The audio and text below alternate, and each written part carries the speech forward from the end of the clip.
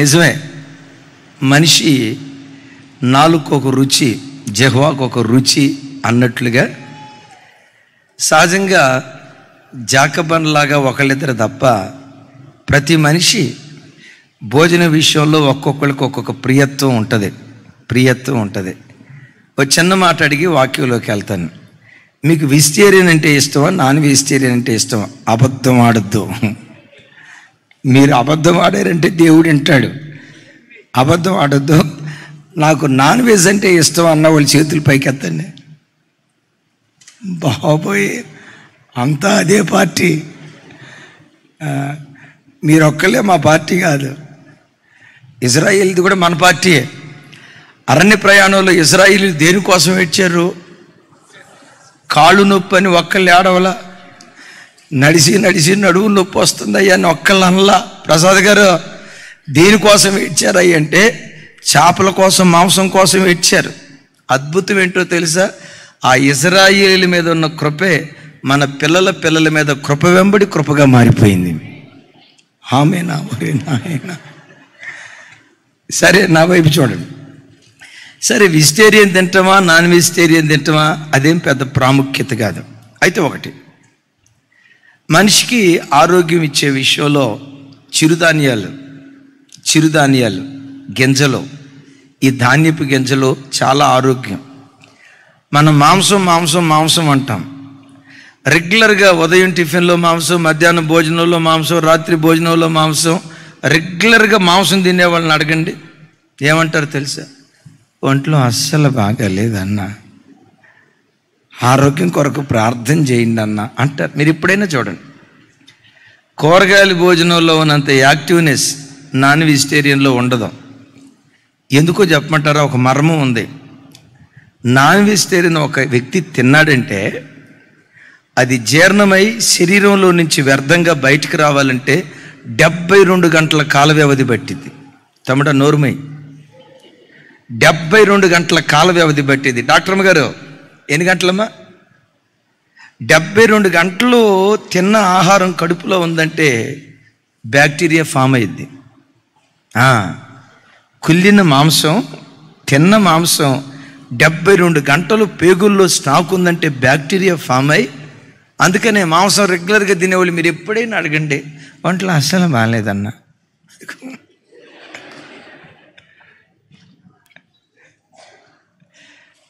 త్వరలో praise the lord, praise the lord. త్వరలో transformer పెట్టాలనుకుంటా ఉన్నాం. దానికి సంబంధించిన ప్రతిదీ దేవుడు సమకూర్చున్నట్లుగా చప్పలు కొడుతూ దేవునికి స్తోత్రాలు చెప్దాం. ఈసారి వేసవి కాలం లోపు మీకు ఆ ఇబ్బంది ఏమీ లేకుండా, రాజు బ్రదర్ ఈ ప్రాబ్లం కూడా లేకుండా వేసవి కాలంలో కూడా గడగడ ఉనికి అంత చలి వచ్చేటట్టుగా దేవుడు చేస్తాడు. ఇక పుట్టుకతోనే ఏసీలో పుట్టినట్టు చెప్తున్నారే అమ్మా. సరే, మంచిది. అలాంటి భయంకరత్వం ఉంటుంది. అందుకనే మనిషి మాంసం తింటాడా, కూరగాయలు భోజనం చేస్తాడా, అది వేరే విషయం. అయితే ఆరోగ్య విషయంలో జాగ్రత్త తీసుకోవటం తప్పేం కాదు. జాగింగ్ చేయటం, వాకింగ్ చేయటం తప్పేమీ కాదు. ఆహార నియమాలు పాటించడం తప్పేమీ కాదు.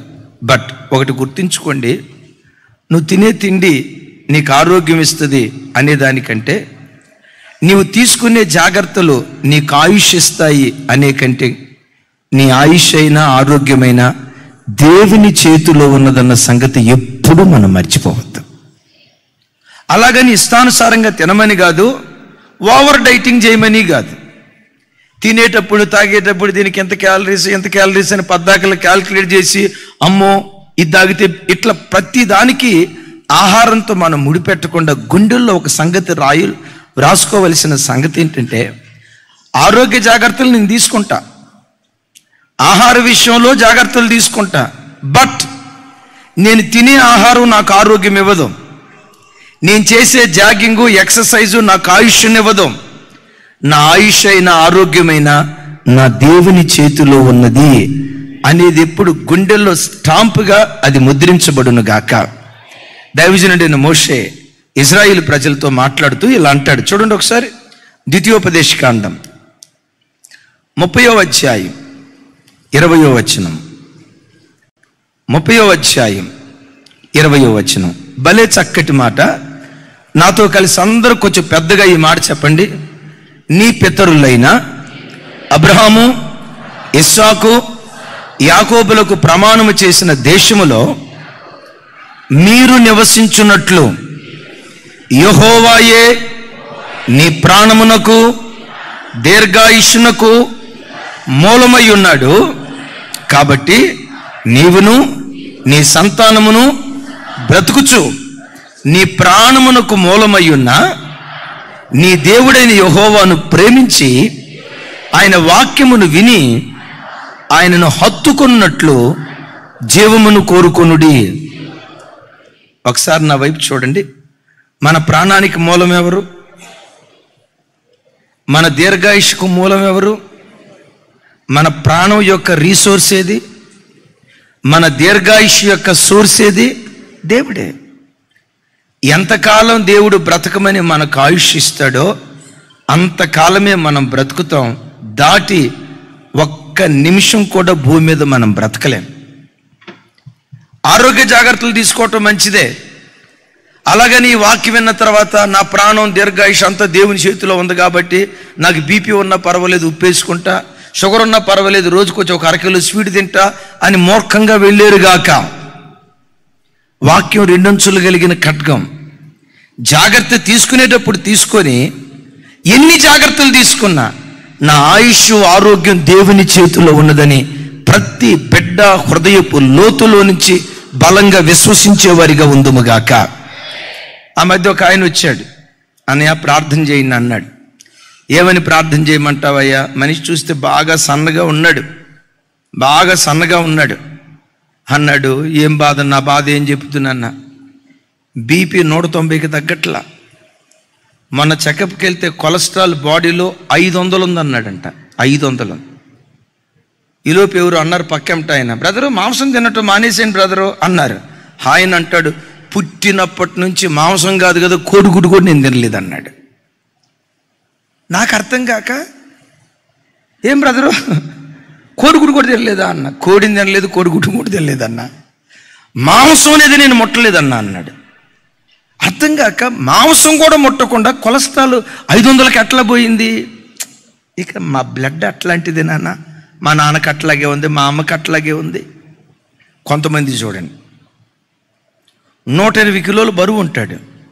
తమ్ముడు బీపీ ఏమన్నా ఉందా? లేదన్నా. కొలెస్ట్రాల్ ఏమన్నా ఉందా? 150 అన్నా. అరే బక్కగా ఉన్నవాడు 500 అంటున్నాడు, బండగా ఉన్నవాడేమో 150 అంటున్నాడు. అట్లాగని చెప్పి ఇష్టానుసారంగా తినమని కాదు, గుండెల్లో ముద్రించుకోవాల్సింది ఏంటో తెలుసా? నా ఆయుష్, నా ఆరోగ్యం, నా నెమ్మది సమస్తము నా దేవుని చేతిలోనే దాగున్నాయి అన్న సంగతి ఎప్పుడూ మనం మర్చిపోవద్దు. అలాగని విచ్చలవిడిగా పొర్రపాటున తిన్నదు. ప్రతి విషయంలో దేవుని బిడ్డలు మితంగా ఉండాలి. దైవజనరాలు సేవకురాలు ఉన్నారు కదా, వాళ్ళ నాన్న ఎస్ఐ, రైల్వే ఎస్ఐ. మంచెత్తు నా లావుకి 2 అంతలు ఉంటాడు, అంతెత్తు. ఆయన ఆరోగ్యంగా సజీవంగా ఉన్న దినాల్లో బహుశా 80 సంవత్సరాల దాకా బ్రతికారు. అంతలావు. నేను ఎప్పుడైనా ఫోన్ చేసి అయ్యా బాగున్నారా అంటే టకామని ఏమన్నాడు తెలుసా? I am all right except knee pain. English తప్పితే తెలుగు అసలు మాట్లాడేవాడు కాదు. భలే మర్యాదస్తుడు. తమరు ఎలా ఉన్నారయ్యా, మీరు ఎలా ఉన్నా, నన్ను పట్టుకొని తమరు తప్ప నీవన్న సింగులర్ వాడు ఆయన వాడేవాడు కాదు. Railway SI. నాకు ఆయన చూసినప్పుడు అనిపించింది, అరే ఎంత లావున్నాడు మనిషి, ఎంత లావున్నాడు, ఇట్లాంటి కదా. మరి మనిషి ఎప్పుడు ఫోన్ చేసినా I am all right except knee pain. ఆయన చూసిన తర్వాత నాకు అర్థమైంది ఏంటో తెలుసా? ఆయుష్ ఆరోగ్యం దేవుని చేతిలో ఉంది. అలాగని చిన్న వయసులో చనిపోయిన వాళ్ళని గురించి మనం బాధపడాల్సిన అవసరం లేదు. బాప్తిస్మం ఇచ్చి యోహాను చిన్న వయసులో చనిపోలేదా? మన ఆరాధ్య దైవం యేసుక్రీస్తు వారు చిన్న వయసులో చనిపోలేదా? నేను చెప్పే మాట ఏంటంటే ఆయుష్, ఆరోగ్యం పూర్తిగా ఎవరి చేతిలో ఉంది? చెప్పాలి. ఇప్పుడు మీరు అందరూ నా వైపు ఎట చూస్తున్నారంటే, ఇందాకేమో చిరుధాన్యాలు తినమన్నారు, ఇప్పుడేమో ఏదైనా తినమన్నారు. అసలు ఈ టాపిక్ ఎందుకు అని అంటారా? నా పావురమా, నా నిష్కలంకురాల పావురాన్ని పట్టుకుని అన్నాడు కదా. పావురానికి ఉన్న నైజం ఏంటో తెలుసా? అది కేవలం చిరుధాన్యాలు, గింజలు మాత్రమే తింటుంది. కుళ్ళిన మాంసం పొరపాటును తిందాం, చచ్చిన మాంసం పొరపాటును తిందాం. అసలు పావురం జీవితంలో మాంసమే దానికి పడదాం, మాంసం తిందాం. ఇది చిరుధాన్యాలు తింటుంది. క్రైస్తవ జీవితంలో మనం తినాల్సిన చిరుధాన్యాలు కొన్ని ఉన్నాయి. 3 చిరుధాన్యాలు చెప్తాను. ప్రతి వ్యక్తి ఈ చిరుధాన్యాలు ప్రతి దినం భుజించేవాడైతే ఆధ్యాత్మికంగా భూమి మీద ఆరోగ్యంగా బ్రతకటానికి దేవుడు కృప చూపిస్తాడు. నా వైపు చూసి సమాధానం చెప్పాలి. ఏ విషయంలో ఆరోగ్యం? అది ఎవరో చెప్పారు పెద్దగా. ఏ ఆరోగ్యం?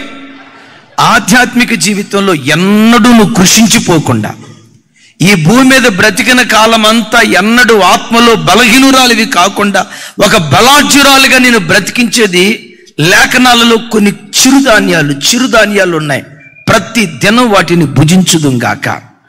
ప్రతి దినం ఆ గింజలు భుజించేవారిగా దేవుడు మనల్ని చేయునుగాక. మనం భుజించాల్సిన మొట్టమొదటి గింజ చూడండి, నిర్గమకాండం 16వ అధ్యాయం 31వ వచనం. నిర్గమకాండం 16వ అధ్యాయం. నాతో కలిసి చెప్పండి. ఇజ్రాయేలీలు దానికి మన్నా అను పేరు పెట్టిరి. అది తెల్లని కొత్తిమీర గింజవలే ఉండెను. అది రుచికి తేనెతో కలిపిన అపూపము వలె ఉండెను. అది ఏ గింజలాగా ఉందట? అమ్మ చెప్పాలరా తల్లి. ప్రతి క్రైస్తవుడు తన ఆధ్యాత్మిక జీవితంలో ప్రతి దినం కొత్తిమీర గింజలను తినేవాడిగా ఉండాలి. అలాగని కిచెన్లో ఉన్న డబ్బాను ఖాళీ చేశారు గాక. పరిశుద్ధ గ్రంథమైన బైబిల్లో కొత్తిమీర గింజ మన్నా దేనికి గుర్తో తెలుసా? జీవము కలిగిన దేవుని వాక్యానికి గుర్తు.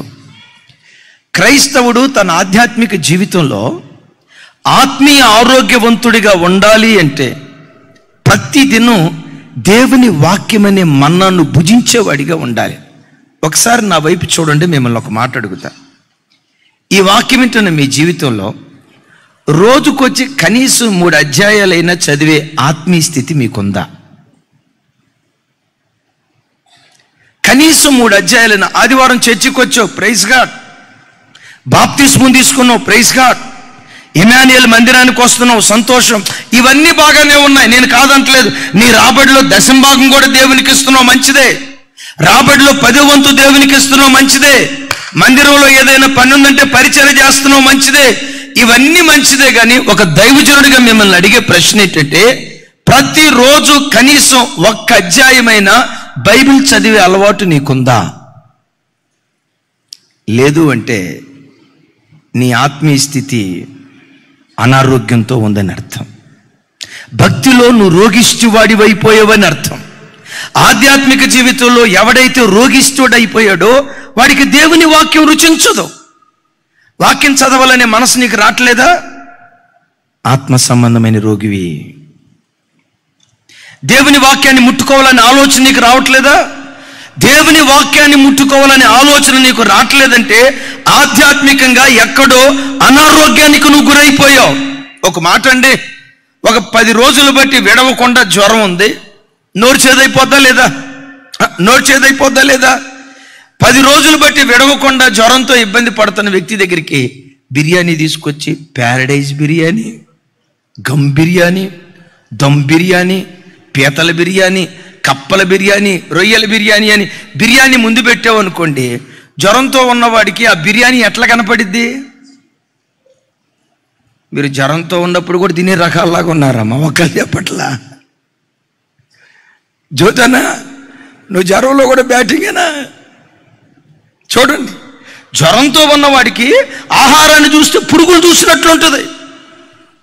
ఆరోగ్యంగా ఉన్నప్పుడు లొట్టలేసుకొని తిన్నాడు, chicken leg piece, wings, rings, ఇంకేంటేంటోనని చెప్పి వాటిని తిప్పి తిప్పి తిప్పి తిప్పి తిన్నటువంటి వ్యక్తి ఆరోగ్యంగా ఉన్నప్పుడు కడుపారా తింటాడు. ఎప్పుడైతే రోగిస్తోడయ్యాడో చికెన్ బిర్యానీ కాదు, ఇంకేమైనా స్పైషియస్ ఫుడ్ ఉన్నా అది కళ్ళ ముందుంటే పురుగున్నట్టుంటుంది.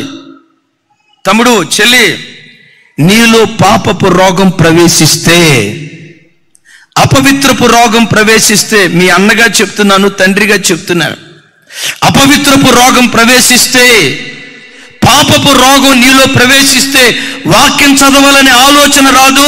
ఒకవేళ వాక్యం ముందు పెట్టుకున్నా అది చేదైన ఆహారం లాగా నీకు కనపడుతుంది, కానీ రుచికరమైన ఆహారంగా నీకు కనపడదు. దైవజనమా, ఈ మన్నాను దేవుడు మనకు అనుగ్రహించాడు. యేసయ్యకి మహిమ కలుగును గాక. చెప్పండి, ఏమన్నా? వాక్యం అనే మన్నాను దేవుడు మనకు అనుగ్రహించాడు. ఈ వాక్యం అనే మన్నాను ఎలా భుజించాలి, ఎప్పుడెప్పుడు భుజించాలి? చూడండి 3వ వచనం, 4వ వచనం, 5వ వచనం. తమ్ముడు, 16వ అధ్యాయం 4వ వచనం, 5వ వచనం.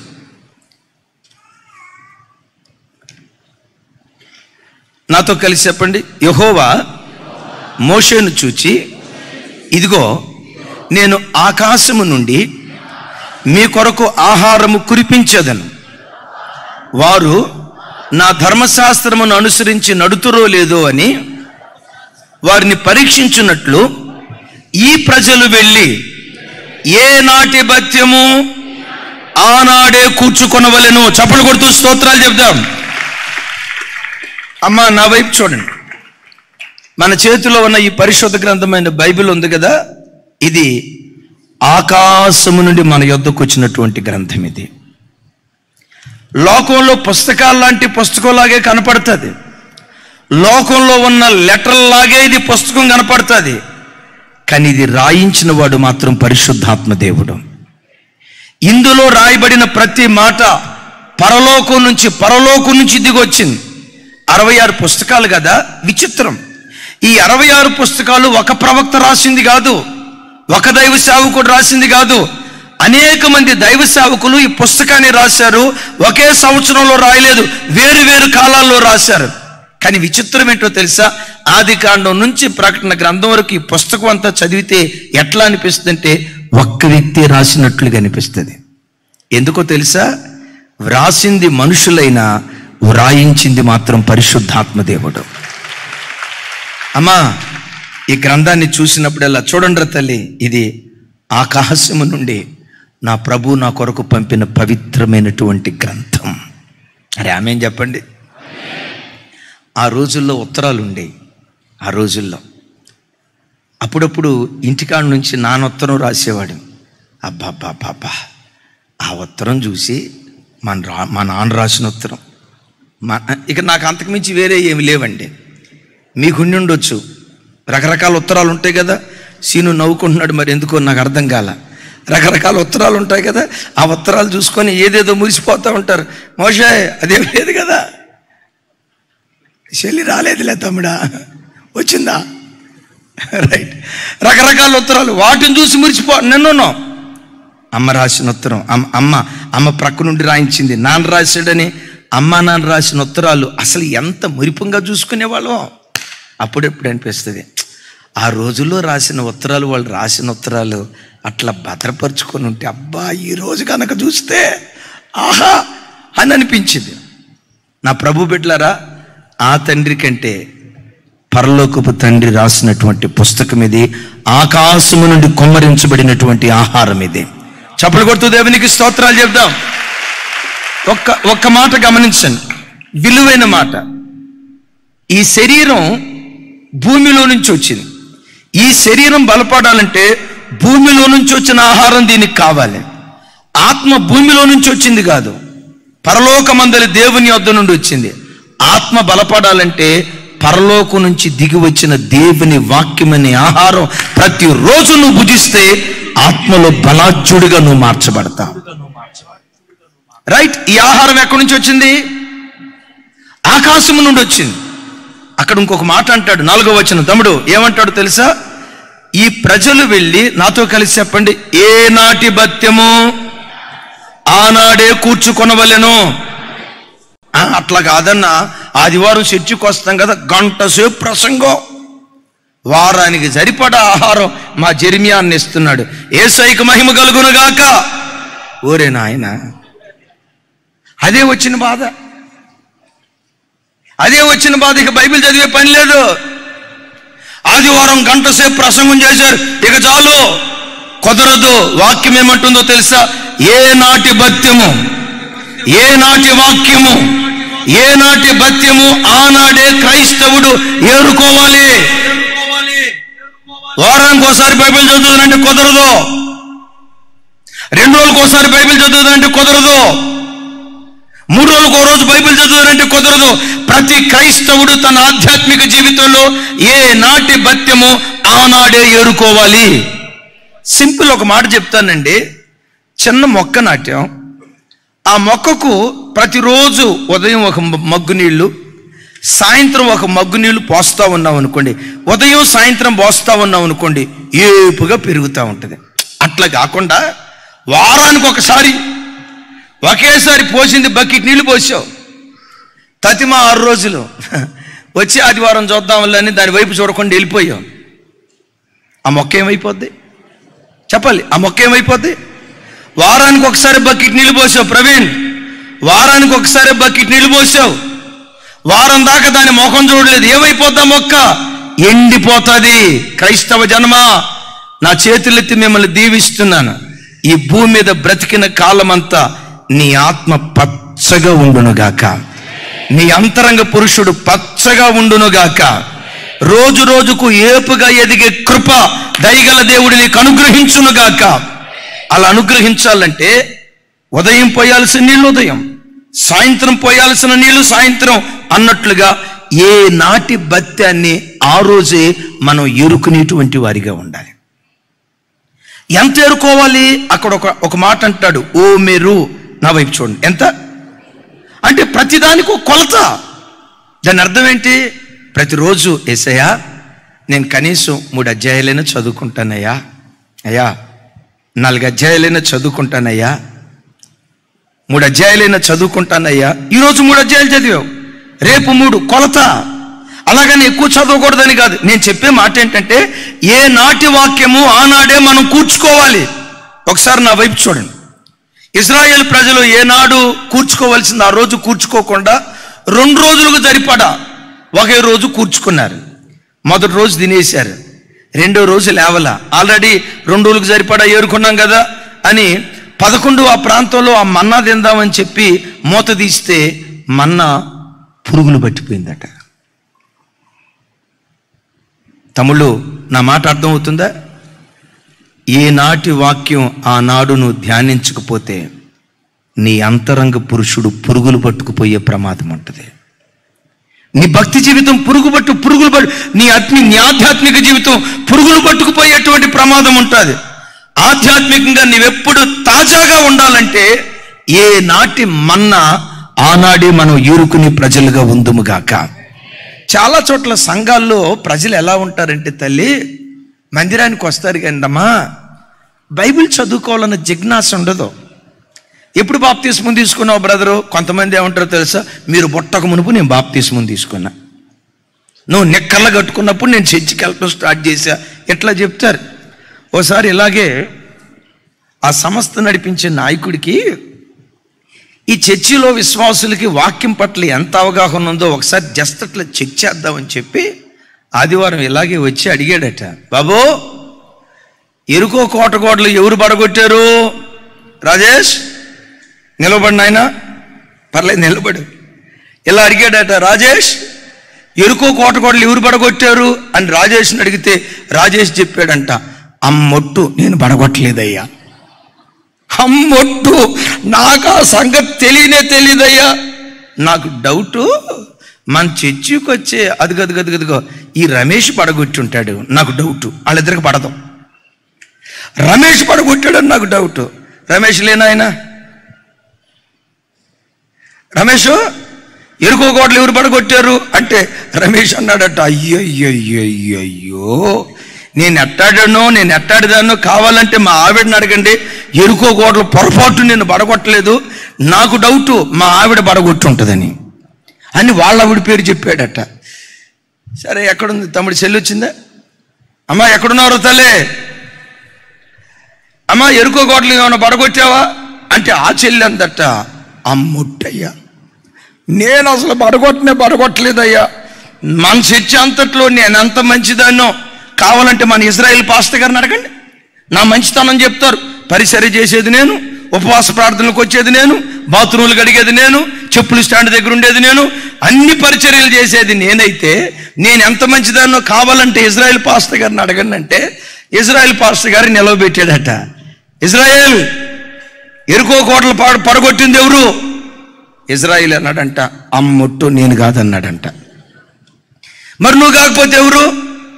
ఒక వారం రోజులు టైం అయింది సార్, ఎంక్వైరీ కమిటీ వేస్తాను, మహిళా మండలి పడగొట్టారా పురుషుల మండలి పడగొట్టారా, పడగొట్టింది ఎవరు ఎంక్వైరీ చేసి తర్వాత రిపోర్ట్ ఇస్తానన్నాడంట.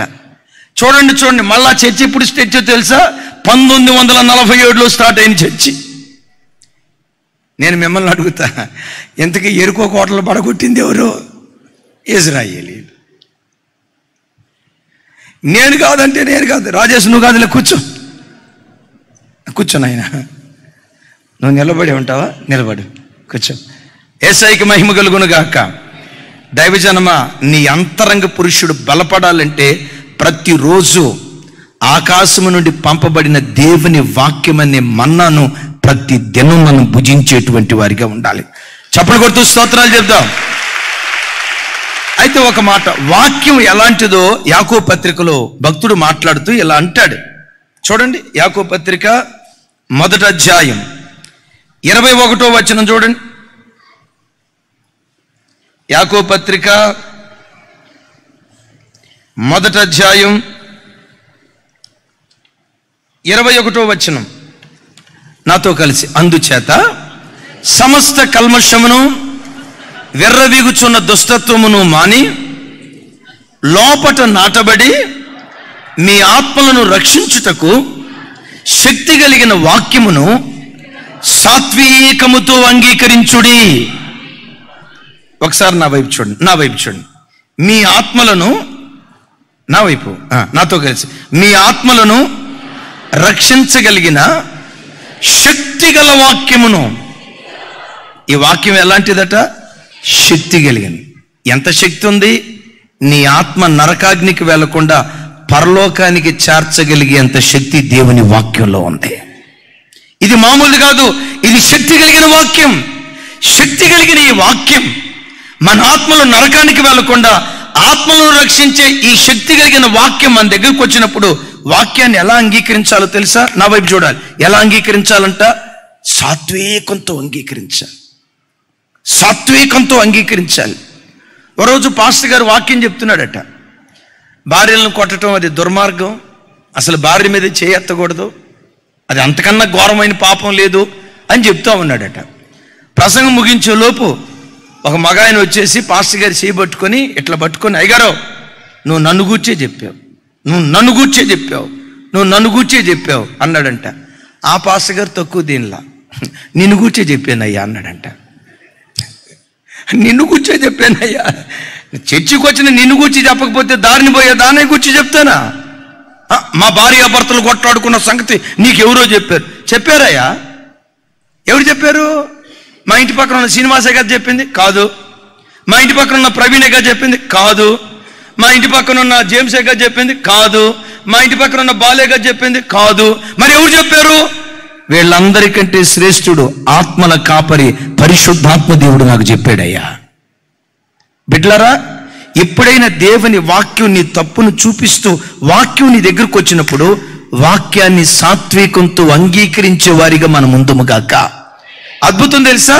వాక్యాన్ని అలా సాత్వికంగా అంగీకరిస్తే వాక్యము ఇది కొత్తిమీర గింజ తెల్లగా ఉందట. నాకు టకామని సమాధానం చెప్పండి.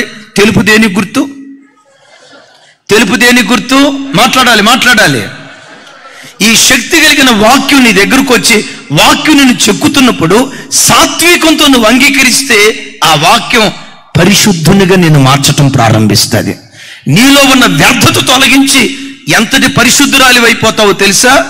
యేసయ్య ఎంత పరిశుద్ధుడో అంత పరిశుద్ధురాలిగా మార్చబడటానికి దేవుడు కృప చూపిస్తాడు. ఎందుకో తెలుసా? వాక్యమే యేసయ్య. యేసయ్య వాక్యం. ఆది యందు వాక్యం ఉండెను, వాక్యము దేవుని యొద్ద ఉండెను, ఆ వాక్యము దేవుడై ఉండెను. ప్రతి క్రైస్తవుడు తాను తినాల్సిన చిరుధాన్యం, మొట్టమొదటి చిరుధాన్యం ఏదై అంటే కొత్తిమీర గింజ. ఇది దేనికి గుర్తు? దేవుని వాక్యానికి గుర్తు. ప్రతిరోజు వాక్యం అనే చిరుధాన్యం తినే కృప దేవుడు మనకు అనుగ్రహించును గాక. రెండవది, మనం తినాల్సినటువంటి గింజలు చూడండి ఒకసారి. మత్తయి సువార్త 17వ అధ్యాయం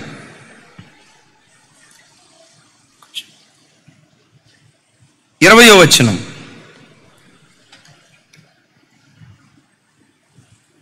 అందరూ నా వైపు చూడండి. కూర్చో,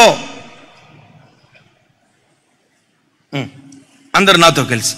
అందుకు ఆయన, మీ అల్ప విశ్వాసము చేతనే మీకు ఆవగింజంత విశ్వాసం ఉన్న యొడల ఈ కొండను చూచి ఇక్కడ నుండి అక్కడకు పొమ్మనగానే అది పోవును. నాకు సమాధానం చెప్పండి. రెండవ చిరుధాన్యం ఏది? చెప్పాలి. ఆవగింజ దేనికి గుర్తు?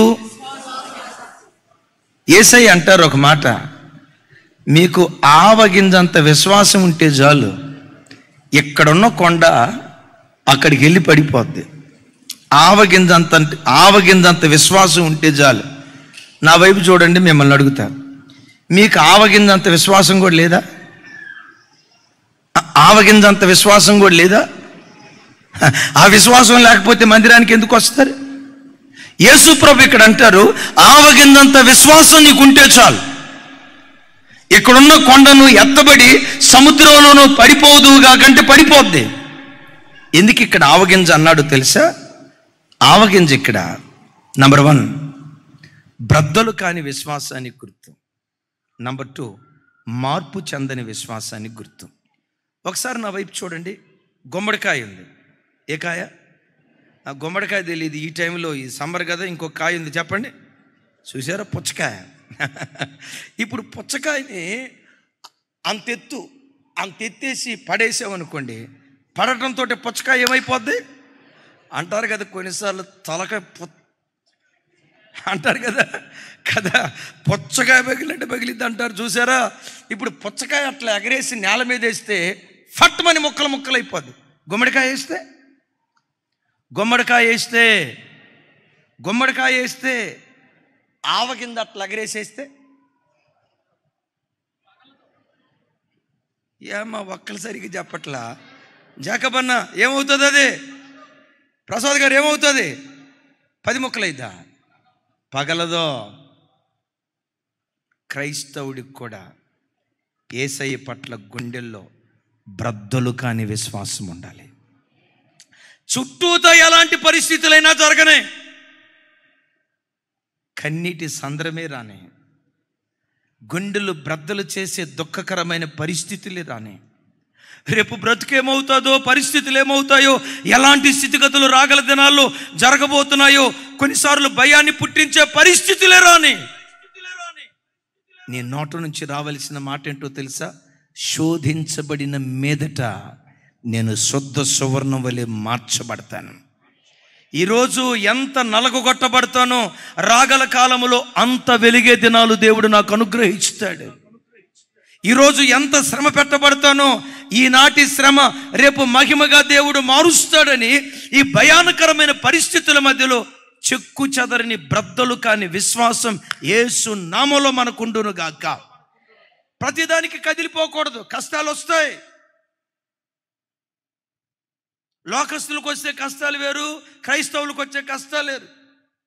కీర్తనకర్త అంటాడు, అల వెంబడి అల నా దగ్గరకు వస్తుంది అంటాడు. అల వెంబడి అల అంటే దీని అర్థం, ఈ కష్టం పోయింది అనుకునే లోపు ఇంకో కష్టం, సరే ఆ కష్టం పోయింది అనుకునే లోపు అమ్మయ్య పర్వాలేదు కాస్త రిలాక్స్ అయిపోయాను అని అనుకునే లోపు ఇంకొక కష్టం వస్తుంది.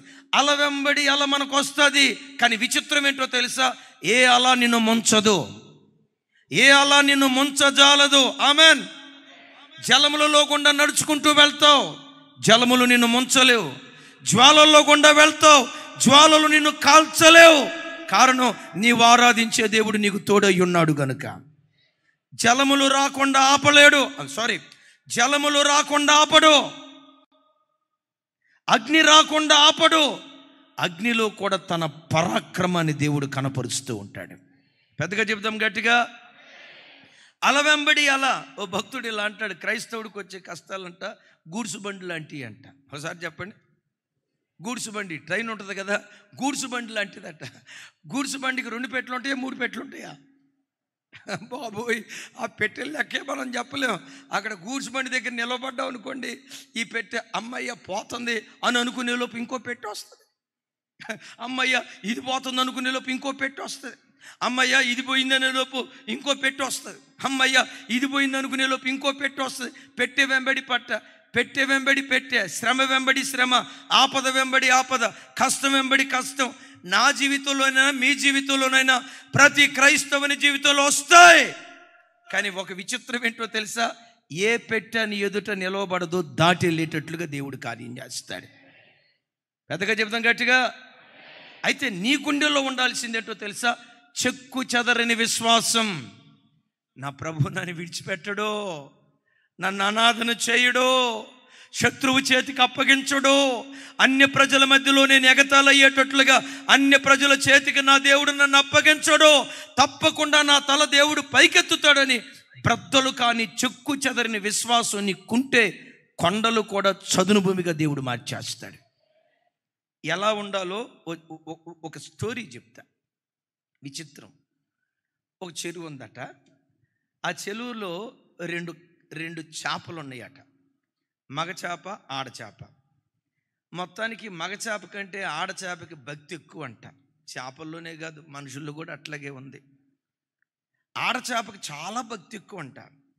చెరువులో నీళ్ళు అయిపోతూ ఉన్నాయి. ఈ మగచేప పదే పదే కలవరపడతా ఆడచేప దగ్గరికి వచ్చి అంటదట, చెరువులో నీళ్ళు అయిపోతున్నాయి, ఇక ఇవాళ్ళు రేపు బెచ్చవాడు వస్తాడే, వలేస్తాడే, మనల్ని పట్టుకొని పోతాడే, వేసుకొని మొక్కలు చేసి కైమ చేసి తింటాడే, అయిపోయిందే మన బతుకు. చెరువులో నీళ్ళు ఉంటే ఏదో ఒకటి మూలకెళ్ళి దాక్కునేవాళ్ళు, చెరువులో నీళ్ళు అయిపోతున్నాయే అని అంటే ఆడచేప అంటదట, ఏడవకండే, చేపలు మాట్లాడుకుంటాయా అని అడగొద్దు, మీకు అర్థం అవటానికి చెప్తాను, అది మీకు అర్థం అవటానికి చెప్తాను, ఏడవకండే, చెరువులో నీళ్ళు ఎండిపోయినా బెచ్చవాడు పట్టుకోవటానికి వచ్చిన ఆఖరి క్షణంలోనైనా ప్రభు మనల్ని తప్పిస్తాడు. ఆఖరి క్షణంలోనైనా దేవుడు అద్భుతం చేస్తాడు. కలవరపడకండి. దినాలు అట్లా గడుస్తున్నాయి, చెరువులో నీళ్ళు ఇంకిపోతున్నాయి అంటుందట. ఇంకేం దేవుడు కాపాడుతాడే, ఇంకేం వర్షం కురిపిస్తాడే, నీళ్ళు కూడా ఇంకిపోయినాయి, అదుగో మనం అట్లా తేలాడుతా కనపడతా ఉన్నాం, అయిపోయింది మన పని అని అనుకునే లోపు మావాడు బెచ్చవాడు బయలుదేరాడు. చేపలు పట్టుకుని ఆయన బయలుదేరాడు. భార్యతో చెప్పాడట, చేపలు పట్టుకొని వస్తా, మంచిగా మసాలా నూరుండో, చింతపండు నానబెట్టు, కొత్తిమీర, ఇంకేం వేస్తారమ్మా? బెల్లమా? బెల్లం ఎందుకు తల్లి? సరే అల్లం ఇవన్నీ రెడీ చేసి పెట్టు అని చెప్పి మొత్తానికి బయలుదేరేలాడట. చేపలు పడదాం అనే లోపు ఈ మాటలు ఆ చెరువులో ఉన్న చేపలు కనపడి అంట. ఈ మగ చేప వచ్చిందంట, ఇంకేం దేవుడు కాపాడుతాడే, అదుగుదుగు వాడు అడుగులు సవడి టక్ టక్ టక్ టక్ టక్ టక్ అడుగులు సవడి వినపడుతుంది, అయిపోయిందే. ఆడచేప అంటదట, ఏడవకండే, ఆఖరి క్షణంలోనైనా దేవుడు కాపాడుతాడండి. మిమ్మల్ని ఒక తమాషా మాట అడుగుతా, ఆడవాళ్ళకి ఎక్కువ ధైర్యం ఉంటుందా, మగవాళ్ళకి ఎక్కువ ధైర్యం ఉంటుందా? అదిగో ఆ చెల్లి చెప్తుంది, ఆడవాళ్ళకేనంట. నిజమమ్మా, మీకుండే బలమైందిరా తల్లి, దేవుడు అట్లా, దేవుని సృష్టి అట్లా. నేను మిమ్మల్ని అడుగుతా, ఆడదోమలు కొడతాయా మగదోమలు కొడతాయా? ఎంత ధైర్యం! ఆడదోమలే కొడతాయి పాపం, మగదోమలకి అంత ధైర్యం ఉండదు. ఇదంతా ఊరక మేకపోతు గాంభీర్యం. ఏది కొనాలన్నా హోమ్ డిపార్ట్మెంట్ పర్మిషన్ తీసుకునే కొనాలా? మీరు కొనాలంటే కొన్న వారం రోజుల తర్వాత చెప్తారు. మీరు అంత గొప్ప కృప ఉంటుంది. చూడండి, సరే ఏడవకండి, దేవుడు ఉన్నాడు, ఆఖరి క్షణంలో ఉన్న దేవుడు కాపాడుతాడు అనే లోపు బెచ్చవాడు రానే వచ్చాడట, వాళ్ళు వేసాడంట. విచిత్రం ఏంటో తెలుసా? ఆ వలలో ఏ చేపలు పడ్డాయో లేదో తెలియదు, కానీ ఈ 2 చేపలు పడ్డాయి అంట. మగ చేప అంటదంట, దేవుడు దేవుడు దేవుడు అన్నవే చూడి మన బతికేమైపోయిందో, వాళ్ళలో కూడా పడిపోయాం, ఇంకైపోయింది అన్నంటే అక్కడ కూడా ఆడచేప అంటదంట, ఆఖరి క్షణంలోనైనా దేవుడు అద్భుతం చేస్తాడండి. ఆఖరి క్షణంలోనైనా దేవుడు మనల్ని విడిపిస్తాడు. నోర్మై ఆఖరి క్షణంలో అంటే ఇంకేం ఆఖరి క్షణం అయిపోయి ఆఖరి క్షణం వలలో పడ్డామంటే ఎక్కడికి తీసుకెళ్తాడో? ఇంటికి తీసుకెళ్ళాడంట. ఆ బండ మీద వేసాడట, భార్యతో చెప్పాడట. అబ్బా, ఎంత కాలానికి మారు మనసు వచ్చింది రచన్న. అదిగో బండ మీద వేసాడట, అమ్మా ఉప్పు కారం తీసుకురా, అదే ఏమంటారు గల్లుప్పు ఉంటుంది కదా, గల్లుప్పు తీసుకొచ్చి చేపల బండకేసి రుద్దేసాయి, కత్తిపేట తీసుకురా అని చెప్పాడట. ఆ భార్య గల్లుప్పు తీసుకొచ్చింది, మగసేప అంటదట ఉప్పు కూడా తీసుకొచ్చిందే, అయిపోయింది మన పని. దేవుడు దేవుడు దేవుడు ఓరుకోండే, మనం ఆరాధించే దేవుడు ఆఖరి క్షణంలోనైనా అద్భుతం చేస్తాడు. నార్మే ఇంకా ఆఖరి క్షణం అంత అయిపోతే ఇంకేం ఆఖరి క్షణం ఉంది, మీరు ఆగండి సార్ అని అంటదంట ఆడచేప. ఈలోపు ఆ ఇంటి ఆవిడ కత్తిపేట కూడా తీసుకొచ్చిందట. కత్తిపేట తీసుకొస్తే అంటదంట, కత్తిపేట కూడా తీసుకొచ్చిందే, ఆఖరి క్షణమని మోసం చేసే, ఇంకేం ఆఖరి క్షణం, కత్తిపేట కూడా తీసుకొచ్చింది. ఏమండి కొయ్యబోతున్నాను అని అట్లా వంగబోయే లోపు మెల్లిగా టప్ టప్ టప్ టప్ చినుకులు పడుతున్నాయి అంట. ఎప్పుడైతే చినుకుల శబ్దం వినబడిందో వెంటనే ఈవిడ అయ్యయ్యో బాల్కనీ మీద బట్టలారేసాను, అవి తడిసిపోయేటట్టున్నాయి అని చెప్పి అడావుడిగా పరిగెత్తుకుంటా బాల్కనీ దగ్గరికి వెళ్ళి ఆ బట్టలు చదువుతా, పావు గంట సేపు ఆ బట్టలు చదువుతా ఈ చేపల దగ్గరికి వచ్చే లోపు విస్తారమైన వర్షం వచ్చింది, ప్రవాహం వచ్చింది. ఆ ప్రవాహంలో ఈ 2 చేపలు కొట్టుకొని పోయినాయి అంట. అప్పుడు మగ చేప అంటదంట, నువ్వు అన్నట్లుగానే ఆఖరి క్షణంలోనైనా దేవుడు అద్భుతం చేస్తాడన్నావు కదా, ఆఖరి క్షణంలో దేవుడు అద్భుతం చేశాడు. బిడ్డలారా, చెప్పటానికి బాగుంటుంది, వినటానికి బాగుంటుంది, కానీ లైవ్లో నిజ జీవితంలో అలాంటి శోధన ఎదురైనప్పుడు కొన్నిసార్లు పుచ్చకాయ బ్రద్దలైపోయినట్లుగా నీ విశ్వాసం బ్రద్దలైపోద్ది, గుమ్మడికాయ బ్రద్దలైపోయినట్లుగా నీ విశ్వాసం బ్రద్దలైపోద్ది. యేసయ్య నీ దగ్గర నుంచి ఎలాంటి విశ్వాసాన్ని కోరుకుంటున్నాడో తెలుసా? చెక్కు చెదరని విశ్వాసం. పరిస్థితులు ప్రతికూలంగా కనబడతాయి, సర్వం కోల్పోయినట్లుగా అనిపిస్తుంది, అన్య ప్రజల మధ్యలో అవమానపరచబడినట్లుగా కొన్ని పరిస్థితులు ఉంటాయి. అలాంటి పరిస్థితులలో కూడా బ్రద్దలు కాని విశ్వాసం దేవుని పట్ల మనం కలిగి బ్రతుకుదాం గాక. పెద్దగా చెప్దాం ఆమేన్. ఇంకొక విచిత్రం, అమ్మ వంట వండుకునేటప్పుడు ఆవాలు వేస్తారా లేదా?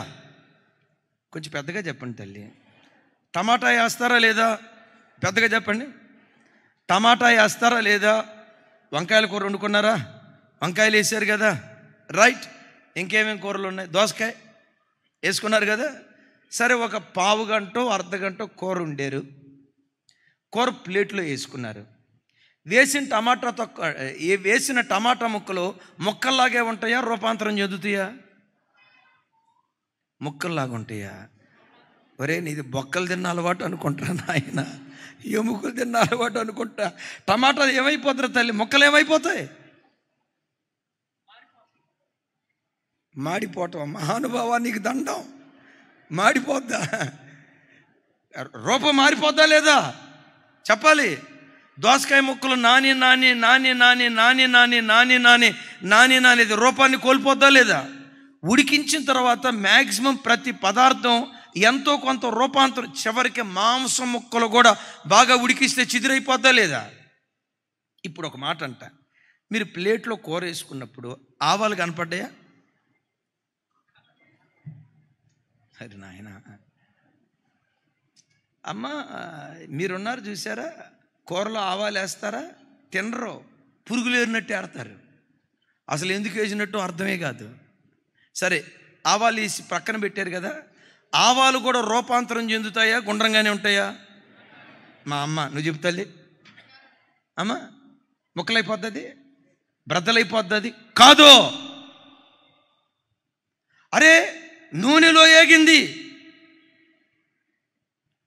నీళ్ళల్లో కాగింది, గంట సేపు అగ్ని లాంటి పరీక్షలకు గురైంది, ఉడికి ఉడికి నీళ్ళల్లో ఉడికి నూనెలో వేపిన అది తన రూపాన్ని కోల్పోలేదు. యోబు అన్నాడు కదా, శ్రమలు రాకమునుపు ఏ భక్తో, శ్రమలు వచ్చిన తర్వాత కూడా అదే భక్తి. అది నీలో ఉంటే, అది నాలో ఉంటే, ప్రతి క్రైస్తవుడు అలాంటి భక్తి జీవితాన్ని కలిగి ఉంటే.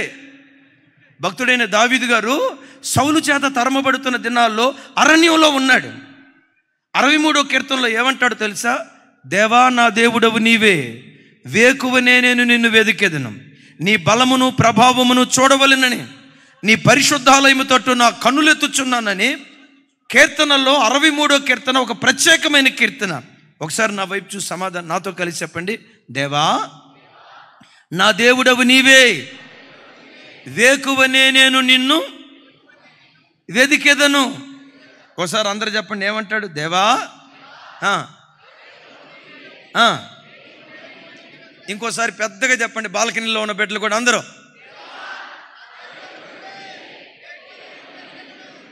మీరు ఆగండి, బాల్కనీ సౌండ్ పెద్దగా ఉన్నట్టుంది. ఆగండి ఆగండి ఆగండి. Ready, 1 2 3 start. దేవదూతలు చెప్పినట్టున్నారయ్యా, విన్నారా? ఈ కీర్తన ఎక్కడున్నప్పుడు రాసింది? అక్కడ పైన చూస్తాము, యోధారణ్యములో ఉండగా దావీదు రాసిన కీర్తన.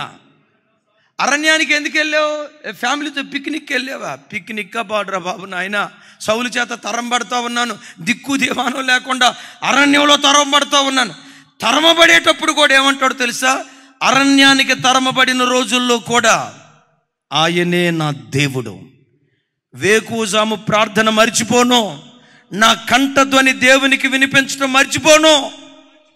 దావీదు స్థానంలో ఇంకొక భక్తుడు ఉంటే, దేవా ఏం దేవుడు అయ్యా నువ్వు, మాయదారి దేవుడివి, దేవుడు దేవుడు దేవుడు అని నీ ఎంట బరిగెత్తితే నా బతికెట్లయిపోయింది కదా అని ఇంకొక వ్యక్తి మరో రకంగా అనేవాడు. దావీదు ఎవరో తెలుసా? ఆవగింజ లాంటి విశ్వాసం కలిగిన వాడు. అగ్ని లాంటి పరీక్షల మధ్యలో కాల్చబడిన తన విశ్వాసాన్ని కోల్పోలేదు, రూపాంతరం చెందలేదు. అలాంటి చెక్కు చెదరని విశ్వాసం దావీదు కొండటాన్ని బట్టే గొర్రెల దొడ్డిలో నుండి లేవనెత్తి సింహాసనం మీద దేవుడు కూర్చోబెట్టాడు. అలాంటి విశ్వాసం యోబు కొండటాన్ని బట్టే కోల్పోయిన దానికంటే రెండంతలు దేవుడు అనుగ్రహించాడు. నా చేతులెత్తి మిమ్మల్ని దీవిస్తున్నాను. ఏం కోల్పోయి ఈరోజు ఆరాధనకు వచ్చారో మీరు కోల్పోయిన దానికి ప్రతిగా రెండంతలు నా దేవుడు మీకు అనుగ్రహించునుగాక. మీరు కోల్పోయిన పరువు రెండంతలు దేవుడిచ్చునుగాక. మీరు కోల్పోయిన ఆరోగ్యం రెండంతలు ఇచ్చునుగాక. మీరు కోల్పోయిన ఆస్తి రెండంతలు ఇచ్చునుగాక. ఒకవేళ ఉద్యోగం కోల్పోయి ఎవరైనా వచ్చారా? వ్యాపారంలో నష్టపోయి ఎవరైనా వచ్చారా? మంచి ఉద్యోగం చేస్తూ ఉన్నపాటున ఆ ఉద్యోగంలో నుంచి తీసేశారా? యేసు నామం పేరిట 30,000 రూపాయల ఉద్యోగాన్ని నువ్వు కోల్పోతే 60,000 రూపాయల ఉద్యోగం ఇవ్వటానికి దేవుడు శక్తి కలిగిన వాడు. నేనంట అంతకాలం నువ్వు ఉద్యోగం చేసుకుంటూ బ్రతికితే పోయిందా? దిగులు పడకో. నీవే అనేకులకు జీవనోపాధిని కల్పించే వ్యక్తిగా నా దేవుడు నిలవబెట్టునుగాక. పెద్దగా చెప్దాం. ఎంప్లాయీ కాదు, ఎంప్లాయర్గా దేవుడు నిన్ను ఆశీర్వదించునుగాక. అనేకులకు జీవనోపాధి కల్పించేవాడిగా దేవుడు నిన్ను నిలవబెట్టునుగాక. బట్ ఏముండాలో తెలుసా? ఆవగింజలాగా బ్రద్దలుగాని విశ్వాసం, ఆవగింజలాగా చెక్కు చెదరని విశ్వాసం మనకుండునుగాక. చప్పట్లు కొడుతూ స్తోత్రాలు చెప్దాం. రెండవది, ఇప్పుడు చెప్పండి, మనం ఏం తినాలి? సిరిధాన్యాలు తినాలా, మాంసం తిందావా? అంటే రేపు నుంచి తినరా అన్నట్టు అమ్మా. రైట్, మాంసం అని కాదు ఇక్కడ. చిరుధాన్యం అంటే కొత్తిమీర గింజ అనే వాక్యం అనే చిరుధాన్యాన్ని తినాలి. ఆమేన్. విశ్వాసం అనే ఆవగింజను తినాలి. ఈ ఆవగింజ ఇంకొక దానికి గుర్తు. యేసు ప్రభు వారి మాటల్లోనే చూస్తాం. ఉపమానాల్లో చూడండి ఒకసారి. మత్తయి సువార్త 13వ అధ్యాయం 31వ వచనం. ఎంత చక్కటి మాటలు అక్కడ రాసున్నాయో చూడండి ఒకసారి.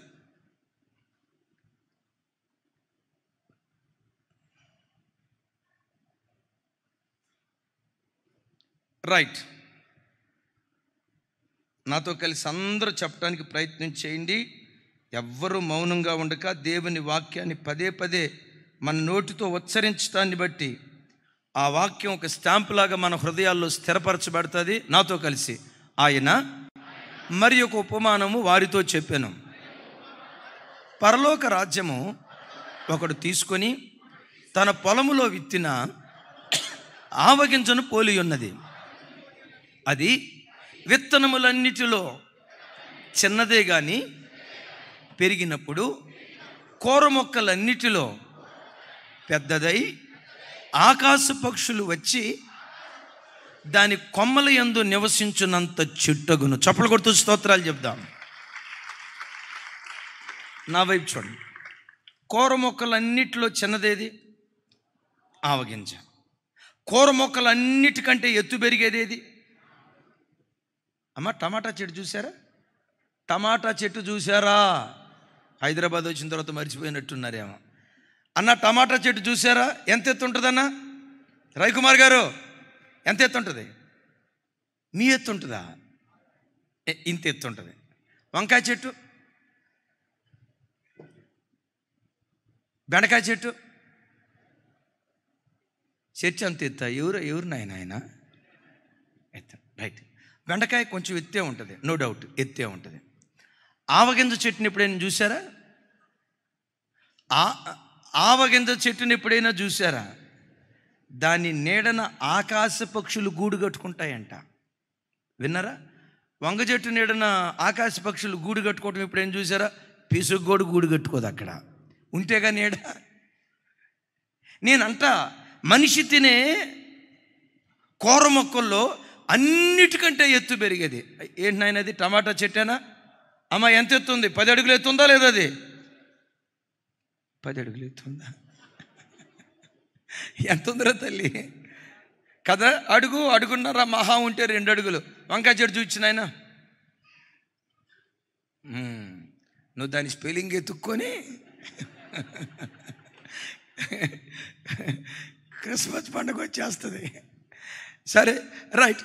ఇప్పుడు చూడండి, ఇక నా వైపు చూడండి రా తల్లి, నా వైపు చూడండి. హల్లెలూయా. దాని గింజ ఎంత? దాని గింజ ఎంత? కూర మొక్కల్లో చిన్నదే కానీ అది పెరిగి పెద్దదైనప్పుడు అన్ని కూర మొక్కల కంటే ఎత్తుగా పెరిగి ఆకాశ పక్షులు గూడు కట్టుకునేంత విస్తారమైన కొమ్మలు దానికి ఉంటాయి. నా ప్రభు బిడ్డలారా, నా చేతులెత్తి మిమ్మల్ని దీవిస్తున్నాను.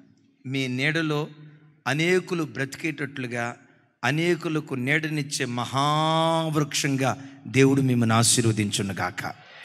అనేకులకు నీడనిచ్చే మహావృక్షంగా దేవుడు మిమ్మల్ని ఆశీర్వదించునుగాక. మీ బంధువులు మీ నీడలో బ్రతికే భాగ్యం ఇచ్చునుగాక. అనేక మంది బలహీనులు మీ నీడలో బ్రతికి వాళ్లకు చేయూతనిచ్చే స్థితిమంతుడుగా దేవుడు మిమ్మల్ని నిలవబెట్టునుగాక. అనిల్, గట్టిగా చెప్పు. అదే తమ్ముడా, ఏంటది?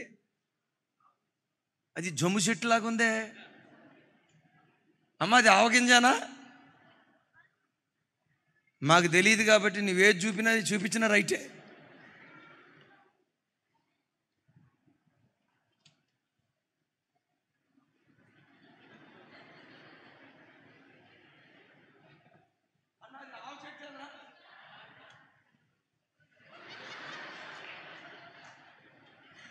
సరే, నువ్వు అది చూపించుకునే రైట్.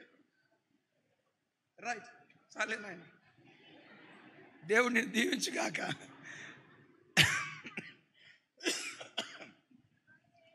దైవజనమ, ఈరోజు చిన్న స్థితిలో నువ్వు ఉండొచ్చు.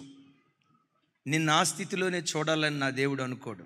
ఆకాశమా ఆలకించు, భూమి చెవియొగ్గు, ఈ చిన్నవారిని పెంచి నేను పెద్దవారిగా చేశాను అంటాడు.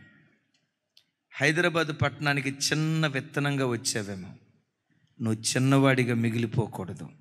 నువ్వు ఒక మహావృక్షానివి కావాలి. నీ నీడలో అనేకులు బ్రతికేటట్లుగా మహావృక్షంగా దేవుడు నిన్ను ఆశీర్వదించును కాక. దేవుడు అలా నిలవబెట్టాలంటే ప్రతి వాడు ఆవగింజలాగా చిన్నవాడు కావాలి. ఈ చిన్న గింజ దేని గుర్తు తెలుసా? దీనత్వానికి, తగ్గింపుకు. ఎప్పుడు నీ నోట నేనేంటో తెలుసా, మా స్టేటస్ ఏంటో తెలుసా, మా కులం ఏంటో తెలుసా, మా హోదా ఏంటో తెలుసా, అసలు మేము ఎవరో తెలుసా? తెలుసు, పనికిమాలినోడు అని తెలుసు. కొంతమంది ఇట్లా చెప్పుకుంటూ ఉంటారు, మేమేంటో తెలుసా. Never never never. ఎప్పుడు నిన్ను గూర్చిన పరిచయం ఎంత స్వల్పంగా ఉంటుందో, నిన్ను నీవు ఎంత తగ్గించుకుంటావో అంతగా దేవుడు హెచ్చించేటట్లుగా కృప చూపిస్తాడు. ఓ మాట చెప్తాను, గుండెల్లో రాసుకోండి, నాతో కలిసి ఈ మాట చెప్పండి. నీ దృష్టికి నీవు అల్పుడవై ఉన్నప్పుడు ఇశ్రాయేలీయులకు శిరస్సు వైతివి. పెద్దగా చెప్పండి. నీ దృష్టికి నీవు అల్పుడవై ఉన్నప్పుడు ఇశ్రాయేలీయులకు శిరస్సు వైతివి. ఒకసారి చెప్పండి మొత్తం.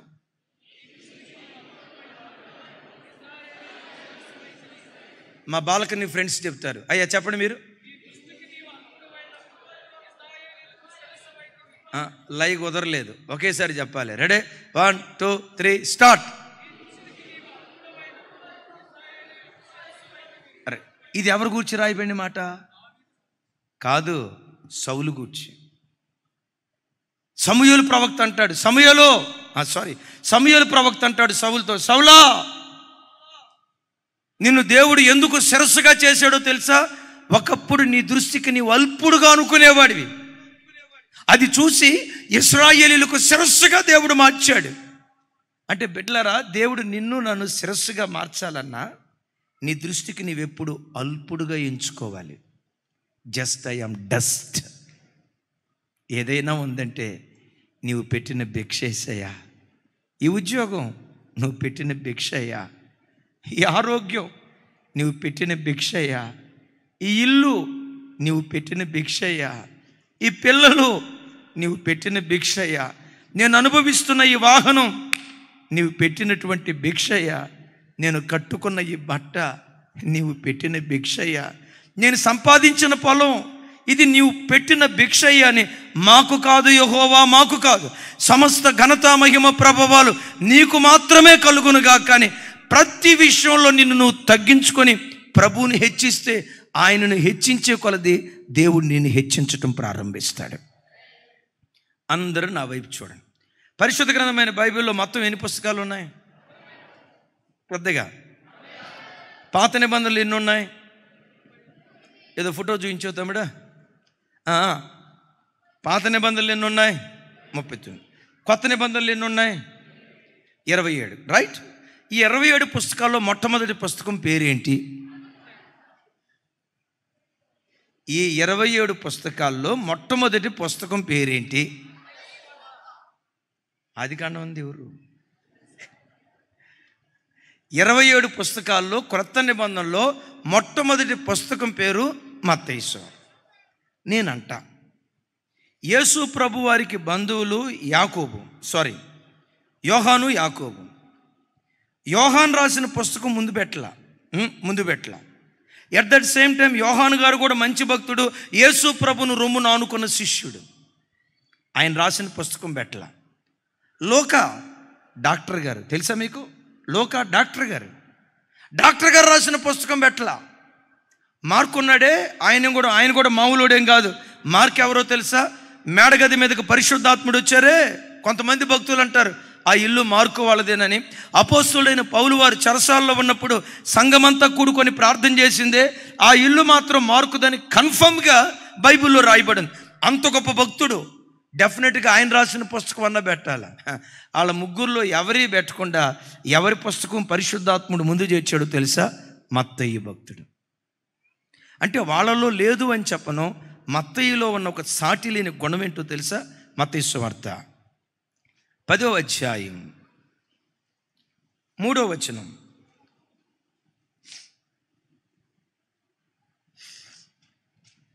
రైట్, నాతో కలిసి చెప్పండి.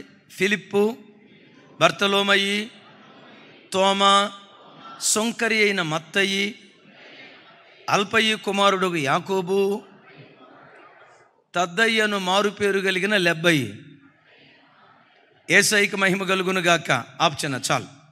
అందరు నా వైపు చూడండి. ఆమెన్. ఒక విచిత్రం, వాక్య ప్రేమికులారా నా వైపు చూడండి. ఒక విచిత్రం. అన్న ఇందులో విచిత్రం ఏముంది అంటారా?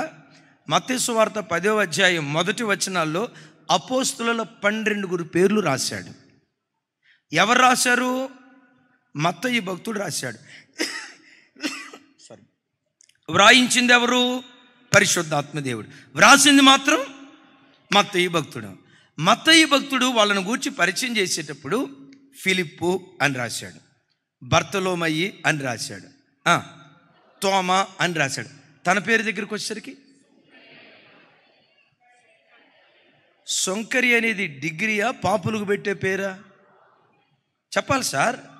సొంకరి అనేది అది పెద్ద డిగ్రీయా, పరిచయులకు పెట్టే డిగ్రీ లాంటిదా, ధర్మశాస్త్రోపదేశకులకు పెట్టే డిగ్రీ లాంటిదా, పాపులకు పెట్టే డిగ్రీలా? కదా. యూదులు సొంకరులను వెలివేశారు, నీచంగా చూశారు, అంటరాని వాళ్ళుగా ఎంచారు. అంత నీచంగా చూస్తే ఎవరిని సొంకపు గుత్తదారులు నీచంగా చూస్తే గతంలో తన స్థితి ఏదో అది చెప్తున్నాడు. ఏమని? సొంకరి అయిన మత్తయి, అల్ఫయి కుమారుడుగు. పెద్దగా చెప్పాలరా తల్లి. మత్తయి తండ్రి పేరేంటి? అల్ఫయి. మత్తయి భక్తుడు, యాకోబు భక్తుడు, వాళ్ళిద్దరు అన్నదమ్ముళ్ళు. యాకోబుల అపోస్తుల్లో 2 ఉన్నారు. యోహాను తమ్ముడు యాకోబు ఉన్నాడు. ఈ యాకోబు వేరు. ఈ యాకోబు ఎవరో తెలుసా? మత్తయి భక్తుని యొక్క సహోదరుడు. వాస్తవంగా ఇలా రాయాలి, అల్ఫయి కుమారులైన మత్తయి, యాకోబు అని రాయాలి. తన పేరు దగ్గరికి వచ్చేసరికి వాళ్ళ నాన్న పేరు రాయకుండా ఏమంటాడు చెప్పండి? నేను సొంకరినయ్యా, నేను సొంకరినయ్యా, నేను సొంకరినయ్యా, నేను వెలివేయబడిన వాడినయ్యా. ఆ దీనత్వాన్ని దేవుడు చూసి వెలివేయబడిన వాడినే, తృణీకరించబడిన వాడినే మూలకు తలరాయిగా దేవుడు మార్చేశాడు. ఎప్పుడు నిన్ను గూర్చిన పరిచయం, నిన్ను గూర్చి మాట్లాడేటప్పుడు ఎంత తగ్గించుకొని మాట్లాడతావో ఆ తగ్గింపే నీ హెచ్చింపు కారణంగా దేవుడు చెయ్యునుగాక. చప్పట్లు కొడుతూ దేవునికి స్తోత్రాలు చెప్దాం. రైట్. రోజు మనం ఏం తినాలి?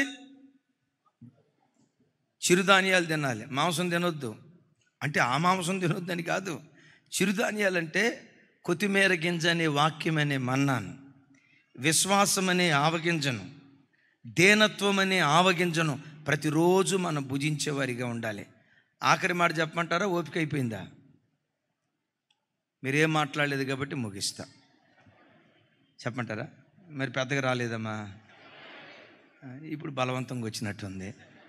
సరే, మిమ్మల్ని నేను ఇబ్బంది పెట్టను. ఒక 5 నిమిషాల్లో ముగిస్తా. 3వ గింజ ఏదో తెలుసా? తప్పకుండా తినాలి. గోధుమ గింజ. గోధుమ గింజ బైబిల్లో రాయబడిన గింజలో. జ్యోతన్న, ఈ నీకు అసలు పడవు.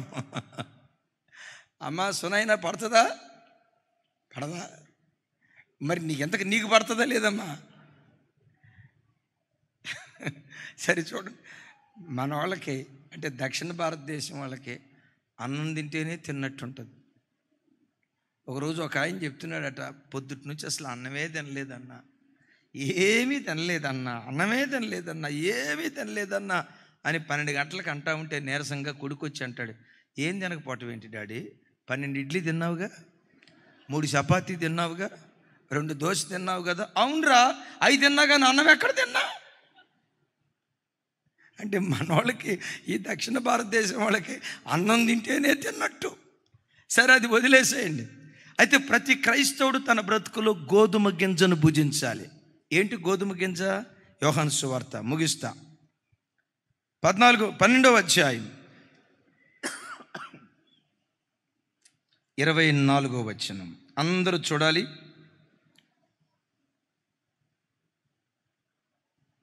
భలే చక్కటి మాట అక్కడ రాసి ఉంటుంది.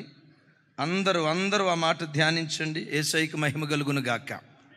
గోధుమ గింజ భూమిలో పడి చావకుండిన యొడల అది ఒంటిగానే ఉండును, అది చచ్చిన యొడల విస్తారముగా ఫలించును. తకమని అడుగుతా, నా వైపు చూసి సమాధానం చెప్పండి. మీలో ఎంతమంది ఫలించాలనుకుంటున్నారు? నోరు తెరిచి చెప్పండి, పర్వాలేదా? మీలో ఎంతమంది ఫలించాలనుకుంటున్నారు? చెప్పాలి గట్టిగా. మీలో ఎంతమంది ఫలించాలనుకుంటున్నారు? విస్తారంగా ఎంతమంది ఫలించాలనుకుంటున్నారు?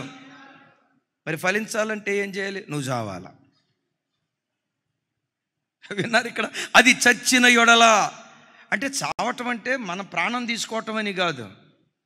నీలో ఉన్న నేత్రాశ, నీలో ఉన్న శరీరాశ, నీలో ఉన్న జీవపు డంభం, అపవిత్రపు ఆశ, ఇచ్చలు ఎప్పుడైతే నీలో చస్తాయో విస్తారంగా ఫలించటం ప్రారంభిస్తావు.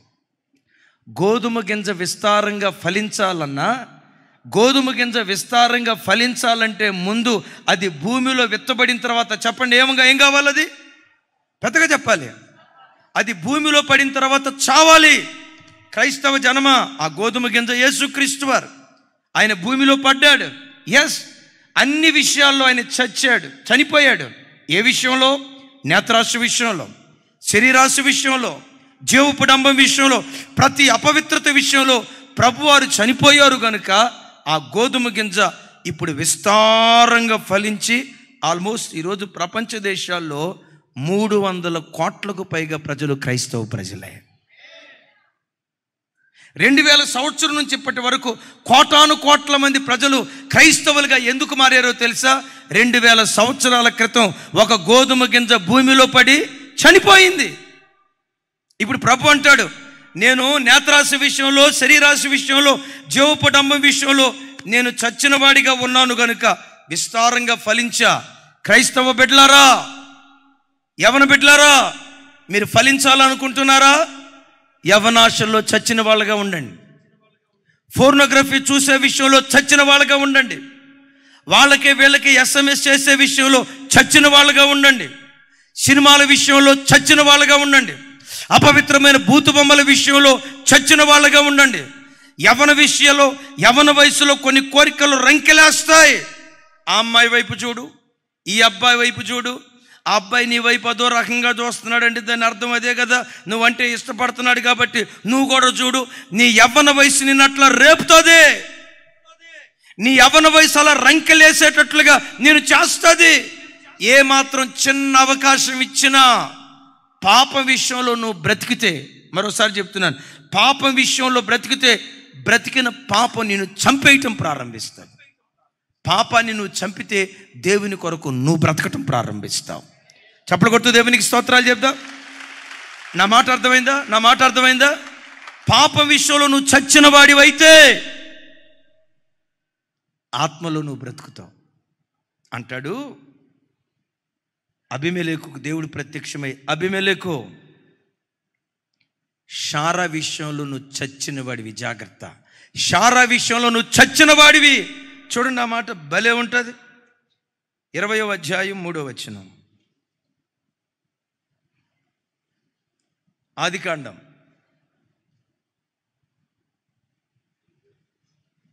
నాతో కలిసి చెప్పండి. అయినను రాత్రివేళ దేవుడు స్వప్నమందు అబీమెలెకు నొద్దకు వచ్చి, నీవు నీ ఇంట చేర్చుకునే స్త్రీ ఒక పురుషునికి భార్య గనుక ఆమె నిమిత్తము నువ్వు చచ్చిన వాడివి సుమా.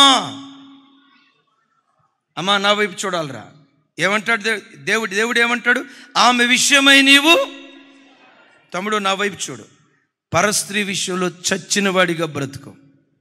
ఆలోచనలో కూడా పరస్త్రీని రానివ్వకో. పరస్త్రీ విషయంలో చచ్చిన వాడిగా బ్రతుకో. పరపురుషుని విషయంలో చచ్చిన వాడిగా బ్రతుకో. నా దైవజనమా, నా ప్రభు పిల్లలారా, మన స్వపురుషుడు ఎవరో తెలుసా? మన ఆరాధ్య దైవం ప్రభు అయిన యేసుక్రీస్తు వారు. పరపురుషుడు ఎవరో తెలుసా? శత్రువైన సాతాను. ఆ శత్రువైన సాతాను అంటాడు, రా సినిమాలు చూడు, రా జబర్దస్త్ షో చూడు, రా బ్రాందీ షాప్కి వెళ్ళు, రా ప్యాకాటాడు, రా ఐమాక్స్ థియేటర్కి వెళ్దాం, రా లుంబిని పార్క్కి వెళ్దాం, రా ఇందిరా పార్క్కి వెళ్దాం, రా పలానా అపవిత్రమైన కార్యం చేద్దామని వాడు ప్రతి క్షణం నేను పురికొల్పుతాడు. పాపం విషయంలో నువ్వు చచ్చిన వాడిగా దేవుని సన్నిధిలో బ్రతికితే నువ్వు మొలకెత్తుతావు. ఎప్పుడు మొలకెత్తుతావు తెలుసా? అందరూ చనిపోయినట్లుగా మనం చనిపోతాం, సమాధి చేయబడతాం. యేసయ్య మధ్యాకాశానికి వచ్చి ఆత్మయు పెండ్లి కుమార్తెయు ఇక్కడికి ఎక్కిరమ్మని ప్రభువు పిలిచిన తోడనే ఈ మృతతుల్యమైన దేహం, క్షయమైపోయే ఈ దేహం అక్షయ శరీరంగా రూపాంతరం చెందుతుంది. బలహీనమైన ఈ దేహం బలమైన శరీరంగా లేపబడుతుంది. ఎస్, ప్రకృతి సంబంధమైన శరీరం ఆత్మ సంబంధమైన శరీరంగా లేపబడుతుంది. వాక్యం అంటుంది, ఘనహీనమైన ఈ శరీరం మహిమ కలిగిన శరీరంగా లేపబడి మధ్యాకాశంలో ప్రభుని ఎదుర్కొని యుగాయుగాలు ప్రభుతో కూడా ఉండే భాగ్యం దేవుడు మనకు అనుగ్రహించునుగాక. పరలోక భాగ్యం మనకు దొరకాలంటే లోకంలో మనం చచ్చినోళ్ళుగా ఉండాలా, బ్రతికినోళ్ళుగా ఉండాలా? కొంచెం గట్టిగా, కొంచెం గట్టిగా, కొంచెం గట్టిగా. పాము ఉంది అక్కడ, పాము పాము పాము. బతుకున్న పాము దొక్కామనుకో ఎట్లా అంటాడు? చచ్చిన పాము దొక్కితే నువ్వు బతుకున్న దానివో సచ్చిన దానివో, నువ్వు బతుకున్నవాడువో సచ్చినోడువో ఇవి ఒక్కడ తేల్చుకో. రమేష్, చెల్లి చాలా మంచిది, చెల్లి చాలా మంచిది. ఒకవేళ నిన్ను అట్ట అందనుకోండి, మీ సొంత మేనమామ కూతురే కదా, ఇట్ట అందనుకోండి, నువ్వు నిజంగా సచ్చినోడు అయితే ప్రైజ్లాడమ్మా, దేవుడు నిన్ను దీవించుగాక అంటావు. నువ్వు బతుకున్నవాడు అయితే మీ అయ్యకు ఫోన్ చేస్తాకు, పోలీస్ స్టేషన్కి పోదాం పోదాం అంత తెలుస్తా తాడో. అమ్మా, ఎవరైనా నీ బంధువులు ఏమైనా అన్నారనుకో అస్సలు పట్టించుకో. సచ్చిందానివైతే చావకుండా బతుకున్నదాని అనుకోండి, ఎవరో ఏదో అన్నారని గాలి వార్త నీకు చెప్పినా ఉతికేస్తా దాన్ని, రోజు ఎండబెడతా, అంతే, ఆరేయాల్సిందే, పరువు తీయాల్సిందే అని. పందెపు కోడికేమో కత్తి ఉంది, ఈ అక్కకేమో కత్తి లేదంతే, అట్టుంటారు. ఇప్పుడు చెప్పండి, మనం చచ్చినోళ్ళుగా ఉందామా, బ్రతికినోళ్ళుగా ఉందామా? పాపం విషయంలో చచ్చిన వాళ్ళం, దేవుని విషయంలో బ్రతికిన వాళ్ళగా ఉందాం. అలా మనం బ్రతికితే రైట్, అట్టి కృపదేవుడు మనకిచ్చునుగాక. చివరిసారిగా అడుగుతాను, మాంసం తిందామా, చిరుధాన్యాలు తిందామా? ఏంటా చిరుధాన్యాలు? కొత్తిమీర. ఇంతవరకు ఓపికతో విన్నందుకు మీకు అందరికీ కృతజ్ఞతలండి. ఇంతవరకు నా ఛానల్ సబ్స్క్రైబ్ చేసుకోకపోతే దయచేసి సబ్స్క్రైబ్ చేసుకోండి, లైక్ చేయండి, షేర్ చేయండి. ఇంకా లేటెస్ట్ వీడియోల కోసం బెల్ ఐకాన్ మీద క్లిక్ చేయండి.